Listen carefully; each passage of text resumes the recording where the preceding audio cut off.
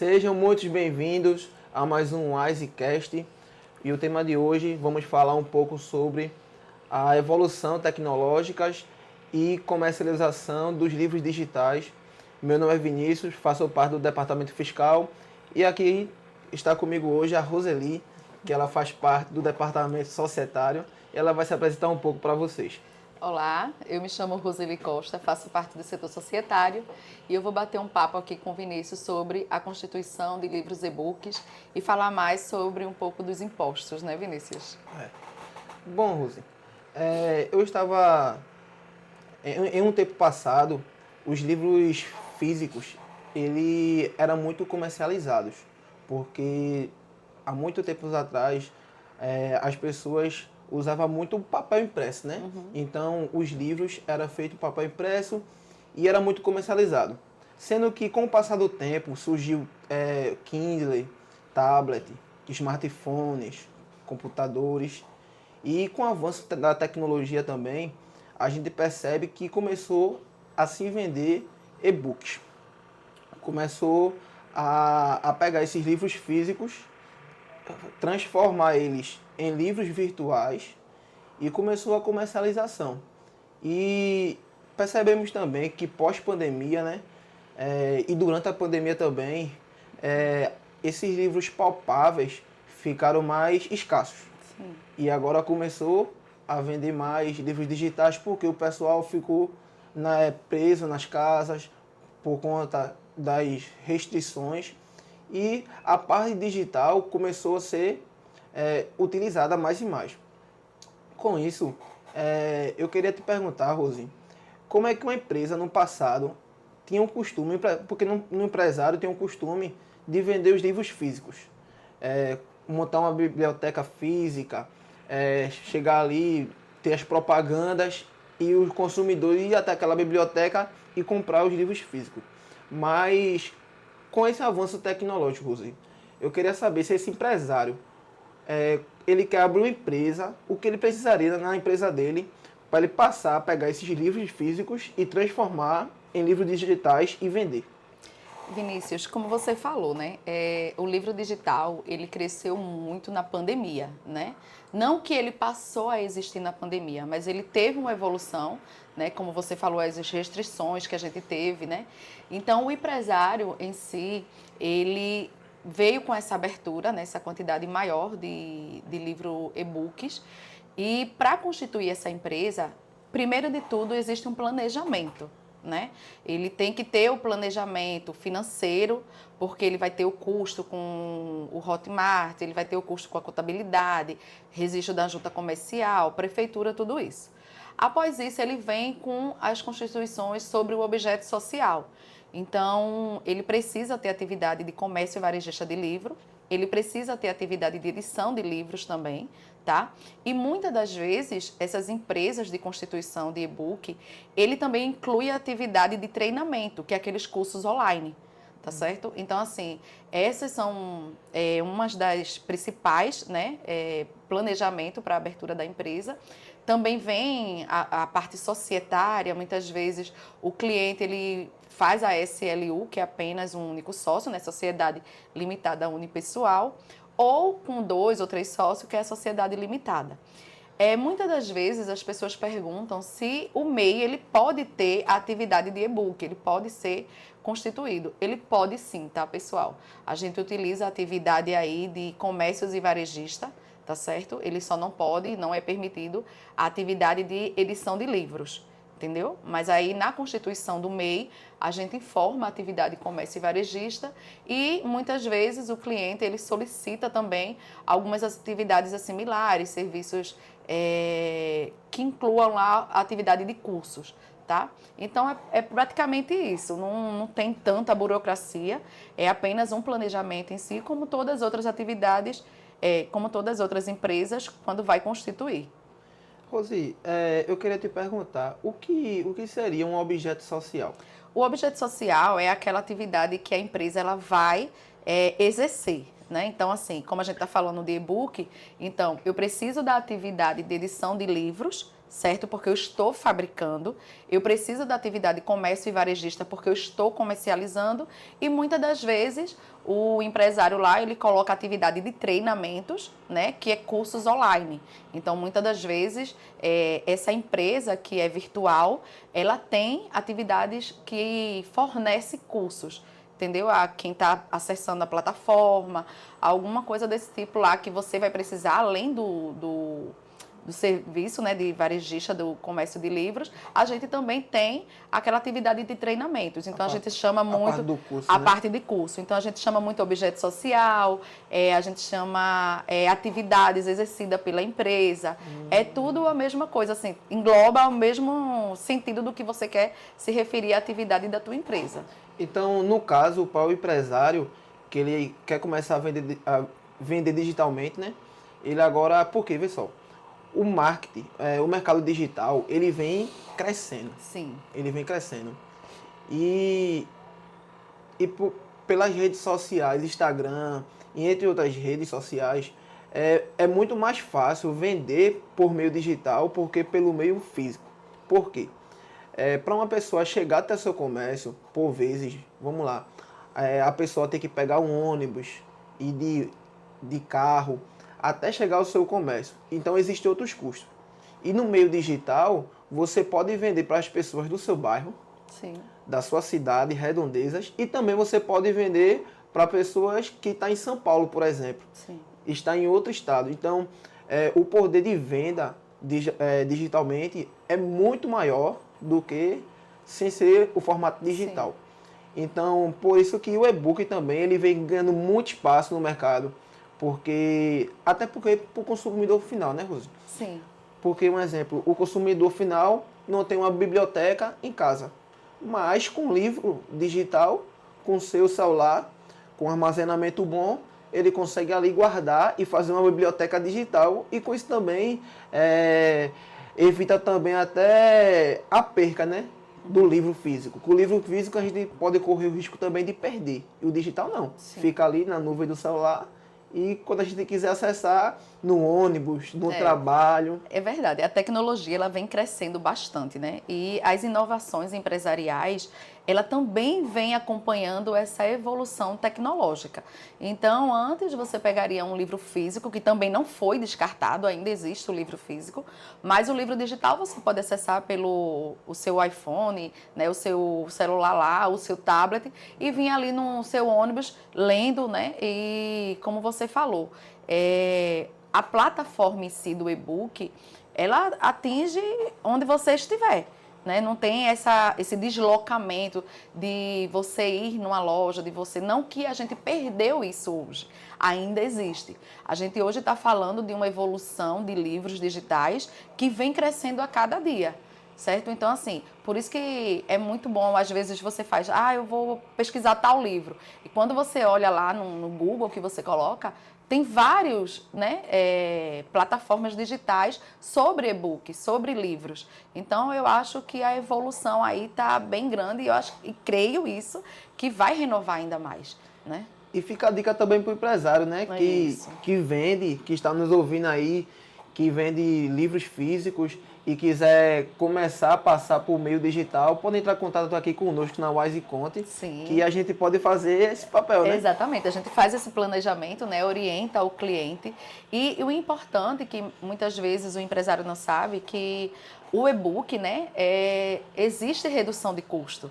Né? Ele é isento de algumas coisas e você pode explicar melhor sobre a área fiscal, sobre os impostos de uma empresa que tem lá a sua plataforma de e-book. Né? Tu pode falar um pouco sobre isso, que eu verifiquei também que é isento do imposto de renda, né? Tem a isenção aí de alguns impostos. Tu pode explicar um pouco? Bom, a Constituição Federal, no artigo 150 de 88, ela garante que os livros que naquela época eram livros impressos, tivesse algumas isenções a título de informação ICMS, que é o Imposto de Circulação de Mercadoria, e alguns outros impostos, como a Rose falou também. Em modo geral, foi passado o tempo que quando a gente falou aqui que ganhou mercado esses livros digitais, aí agora o STF, ele decretou que esses livros digitais também têm essa isenção.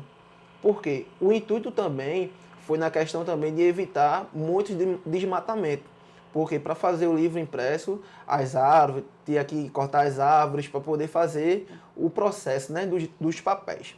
E agora com o livro digital não. Com o livro digital, a gente, apenas com a tecnologia, a gente consegue criar um livro. Então, o livro digital, como qualquer outro tipo de livro, tem isenção. A isenção do ICMS.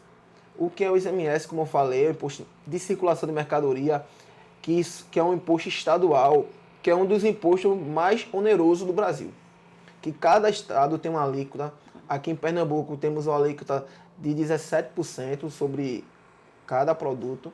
Então, meio que é um incentivo para que as empresas vendam mais livro. E na parte tributária, as empresas também que comecem a se cadastrar na Hotmart, na Eduz, essas plataformas digitais, ela tem que tomar cuidado. Cuidado em quê? Porque se essa empresa, vamos lá, tem uma empresa, ela não tem atividade de treinamento de cursos. Sim. E só tem atividade de comércio de livros digitais e de edição de livros. Mas aquele empresário ali, ele dá aulas online e dá um livro de brinde. Tem que tomar cuidado com isso. Por quê? Se na nota fiscal ele só colocar o livro como comercialização, ele tem que tomar cuidado com a fiscalização do fisco, do governo. Por quê? A atividade que ele está exercendo ali é de ensino. Sim. É de ensino. Então, para isso, ele tem que ter também uma atividade de treinamento de cursos. Isso. Porque na parte tributária, ele tem que dividir o faturamento. O que é faturamento de livro, emite a nota fiscal referente a faturamento de livros. Comercialização. Certo.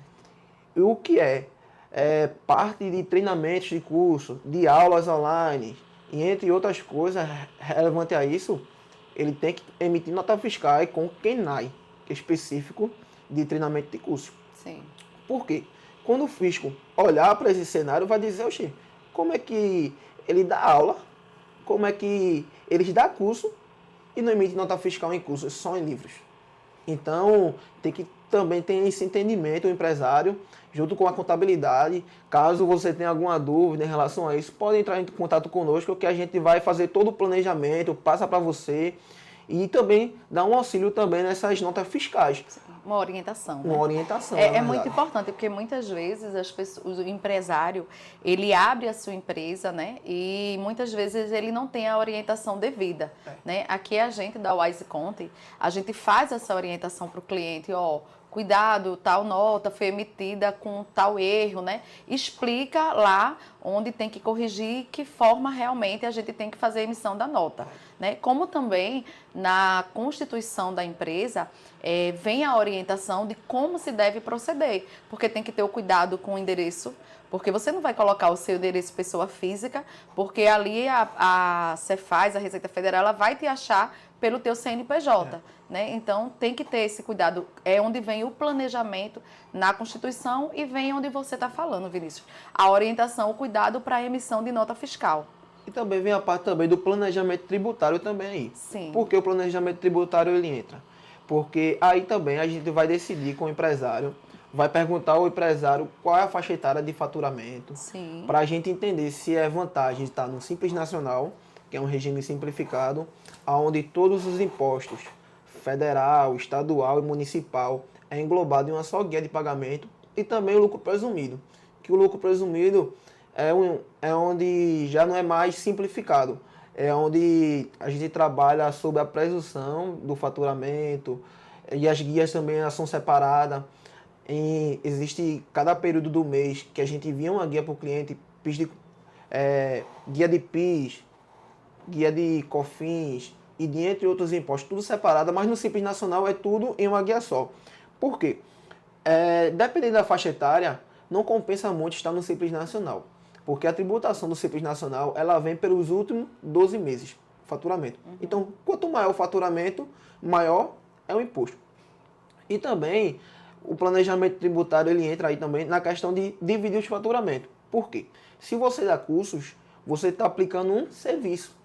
E se você vende o livro, você está aplicando o quê? Um comércio, a comercialização. Certo. E dentro do Simples Nacional temos a tributação de comercialização e a tributação de serviços. Esse diferencia muito sobre a edição, que é a fabricação, e a comercialização, que é a venda? Essa edição é porque para fazer um e-book é necessário ter um livro pré-existente, um livro físico. Que ele também tem que ser, desculpa te interromper, mas que ele tem que ser registrado Na Biblioteca Nacional. Isso, na Biblioteca Nacional. Que as pessoas muitas vezes acham que por fato de você abrir uma empresa, né, com e-book, você não precisa fazer esse registro. E tem que ser feito, né? Precisa para fim de fiscalização. Por quê? Exato. Quando eu abro a empresa e começo a comercializar livros digitais sem nenhum cadastro na Biblioteca Nacional, quando a fiscalização vir, vai dizer, oxe, como é que você está desfrutando de incentivos fiscais Sim. sem ter nenhum registro? Aí a fiscalização vem e para perguntar o porquê e coloca multas e entre outras faturas. Bom, no Simples Nacional, a comercialização está no anexo 1, que começa a ser tributada com 4%. Sendo que, para quem vende e-books, tem um incentivo fiscal por conta da isenção dos impostos.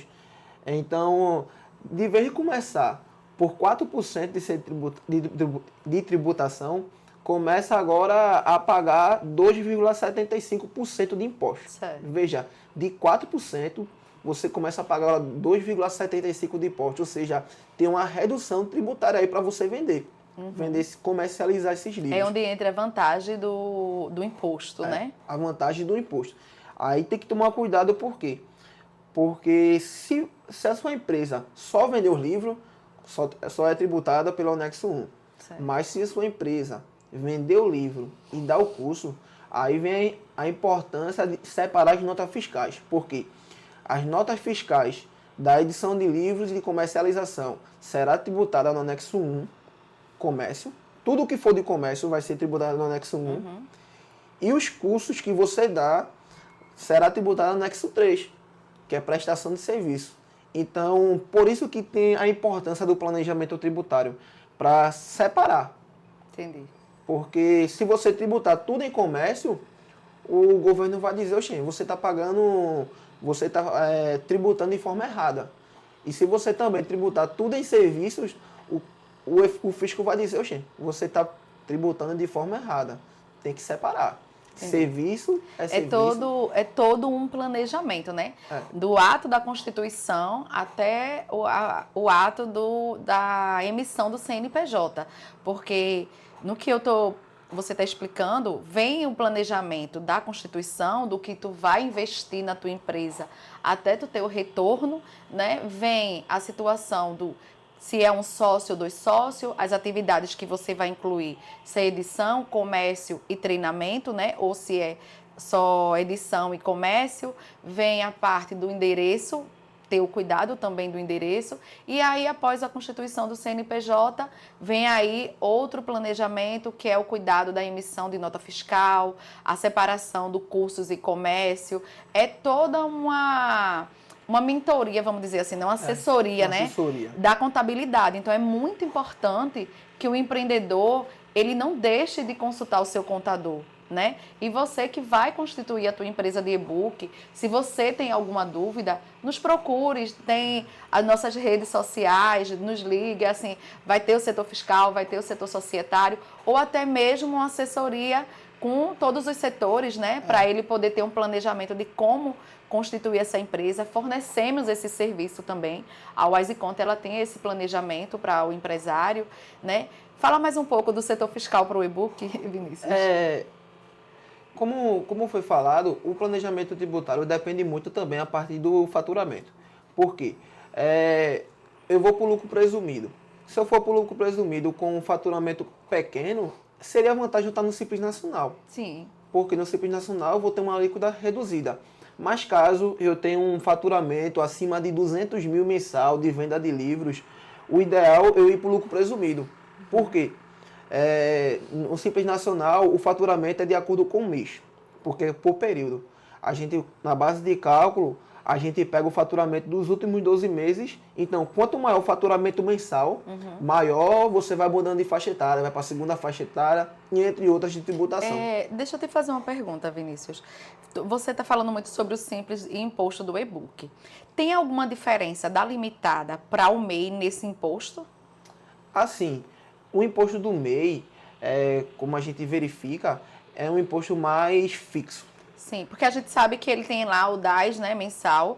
O DAS-MEI, né? O DAS-MEI. E a atividade de comércio varejista, ele paga R$60, não é isso? R$60. Pronto. Quando ele vai emitir nota fiscal sobre esses impostos, o qual você está mensurando, há alguma diferença para a empresa que tem 2 sócios, que é uma sociedade limitada?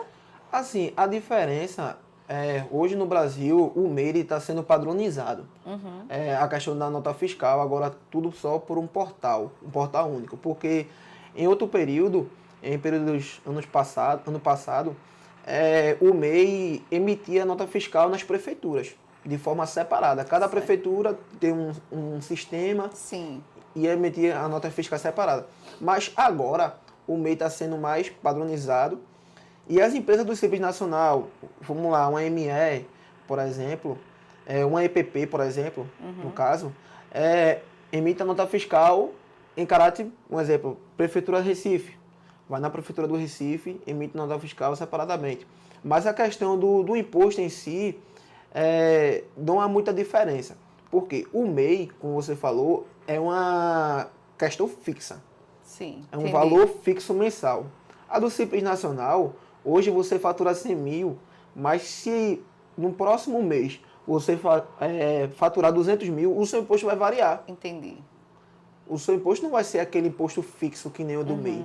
Então, por isso que tem essa diferença. Então, o MEI, ele é um regime que foi criado para aquelas pessoas que eram autônomas. Sim. Para legalizar, para você ter benefício do INSS, auxílio maternidade, e entre outras coisas. Certo. Aí aquela pessoa informal, o governo olhou assim e disse, olha, ele tem a sua comercialização, ele tem ali seu quiosque, mas não está pagando imposto, e quando chegar a uma determinada idade, não vai conseguir mais vender por motivo de saúde e não vai ter nenhum benefício, não vai ter nenhuma aposentadoria. Então o governo criou o MEI para que essas pessoas comecem a ser regularizadas. A gente também faz essa regularização, a gente também faz abertura de MEI também, aqui na Wise Conte, e começa a pagar o INSS, contribuir e futuramente pode se aposentar. Então, o MEI, ele tem um benefício do Simples Nacional também, sendo que com a guia única de todos os impostos, do INSS, mesmo padrão, certo. A diferença é que é um valor fixo. Certo. E hoje também, o MEI também está passando por um período de modificação. Sim. Porque o MEI, hoje, ele pode ser excluído do benefício do Simples Nacional, devido a alguns débitos. Então, tem que tomar cuidado também nessa questão. Caso você tenha uma empresa de MEI e esteja passando por algum processo de alguns débitos, fale conosco também, que a gente pode ter algumas soluções para você também regularizar e não sair do Simples Nacional. Porque se você perder o benefício do Simples Nacional, você acaba indo para outros tipos de regimes com a tributação mais elevada. Eu também tenho o costume de falar que o departamento fiscal, ele anda muito ligado com o societário. Sim. Por quê? Se uma empresa ela dá treinamentos sem emitir nota fiscal e não tem nenhum KENAI de treinamento, vai passar por uma fiscalização.